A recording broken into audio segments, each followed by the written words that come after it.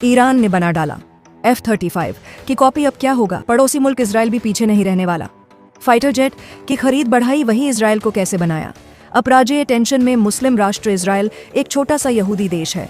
ये चारों ओर से मुस्लिम देशों से घिरा हुआ है जो स्थापना के वक्त से उसके दुश्मन हैं। दोस्तों, आगे बढ़ने से पहले चैनल को सब्सक्राइब और वीडियो को लाइक जरूर से करें ताकि हमें और वीडियो बनाने का मोटिवेशन मिले। इसके बावजूद इस छोटे से देश ने न सिर्फ इन मुस्लिम देशों की संयुक्त सेनाओं को हराया है, बल्कि इलाके में अपनी बादशाहत भी कायम कर रखी है।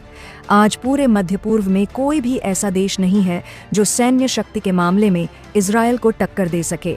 इसमें बहुत बड़ा योगदान अमेरिकी F-35 विमानों का भी है। इजराइल के पास 42 F-35 लड़ाकू विमान हैं। इन्हें इजरायली वायुसेना की रीढ़ माना जाता है।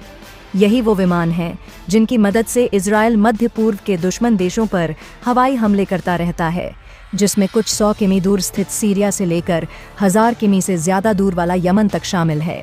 न्यूज़ की रिपोर्ट के अनुसार इजराइल की योजना अपने हवाई बेड़े में 75 F-33 लड़ाकू विमानों को शामिल करने की है। इसके लिए इजराइल ने अमेरिका के साथ गवर्नमेंट टू गवर्नमेंट डील भी की हुई है। ऐसी उम्मीद है कि इस दशक के अंत में इजराइल को और अधिक संख्या में F-35 लड़ाकू विमान मिलने वाले हैं। F-33 की अत्याधुनिक तकनीक कई तरह के ऑपरेशनल एडवांटेज प्रदान करती है, जो इजराइल को कई मोर्चों पर गोपनीय मिशन संचालित करने, दुश्मन के हमलों से बचाव के लिए तैयार रहने और उभरते खतरों से निपटने के लिए खुद को अनुकूल बनाने की अनुमति देता है। 75 विमानों के साथ इजराइल अपनी रक्षात्मक स्थिति से समझौता किए बिना ईरान, यमन और लेबनान जैसे कई मोर्चों से खतरों के खिलाफ एक साथ स्क्वाड्रन तैनात कर सकता है। एक साथ कई मोर्चों पर लड़ने की यह क्षमता महत्वपूर्ण है, क्योंकि इजराइल को कई विरोधियों का सामना करना पड़ता है, जिन्हें अक्सर ईरान का समर्थन प्राप्त होता है। ऐसे में इजराइल के दुश्मनों के पास भी कई शक्तिशाली हथियार होते हैं जो साधारण लड़ाकू विमानों को निशाना बना सकते हैं। इसका सबसे अच्छा उदाहरण अमेरिका का MQ-9 रीपर ड्रोन है, जिसे दर्जनों बार यमन के हूती विद्रोहियों ने मार गिराया है। प्रत्येक F-33 लड़ाकू विमान अत्याधुनिक सेंसर से लैस होते हैं, जो इसके radar, electro optical targeting system और इलेक्ट्रॉनिक वॉरफेयर सूट से डेटा को एक सिंगल वास्तविक समय के युद्ध क्षेत्र के हालात से खुद को इंटीग्रेट करता है। 75 जेट विमानों के एक साथ नेटवर्क के साथ इजराइल अभूतपूर्व स्थितिजन्य जागरूकता, समन्वयित हमले, टोही और लंबी दूरी पर दुश्मन के एयर डिफेंस को नष्ट करने के साथ बड़े पैमाने पर हमले कर सकता है। यह शक्ति दुश्मन के डिफेंस को मात देने की इजराइल की क्षमता को बढ़ाती है।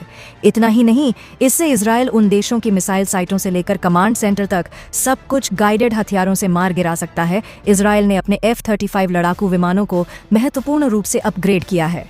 उन्हें अभिनव अपग्रेडेशन और क्लासिफाइड टेक्नोलॉजी के संयोजन के माध्यम से ईरान के खिलाफ संभावित लंबी दूरी के हमलों के लिए तैयार किया। IDF ने जेट की परिचालन सीमा का विस्तार करने पर ध्यान केंद्रित किया, जो हवा में ईंधन भरने के बिना ईरानी लक्ष्यों तक पहुंचने के लिए एक महत्वपूर्ण कारक है।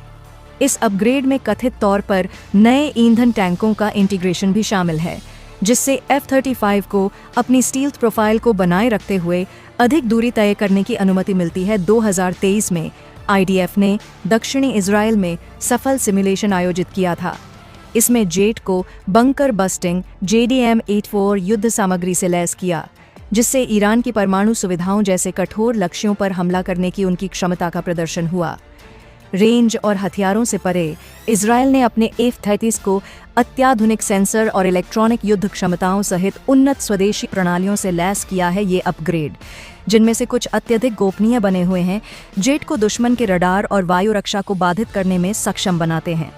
वायुसेना ने इजरायली निर्मित हेलमेट को देखो और मारो तकनीक के साथ भी इंटीग्रेट किया, जिससे पायलटों को सिर की हरकतों का उपयोग करके मिसाइलों को निर्देशित करने की अनुमति मिली, जिससे युद्ध की सटीकता बढ़ गई है।